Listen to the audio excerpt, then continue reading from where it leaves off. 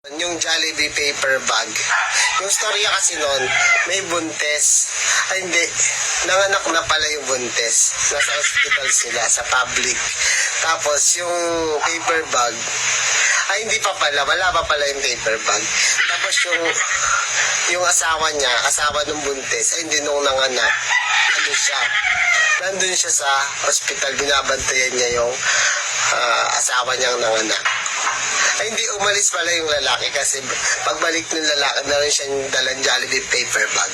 Tapos, ano nangyari dun sa Jollibee paper bag? Ang gulo. Pagdating ng lalaki sa Jollibee paper bag, bakit sa Jollibee? Sa ospital, dala niya yung Jollibee paper bag. Tapos, yung paper bag na Jollibee, may laman na Jollibee. Alam ka naman, McDo yung laman na. Siyempre, Jollibee. Tapos yun, yung asawa niya, nanganak. Nanganak nga yung asawa, di ba? Tapos sabi nung asawa, pero ba yung sinabi?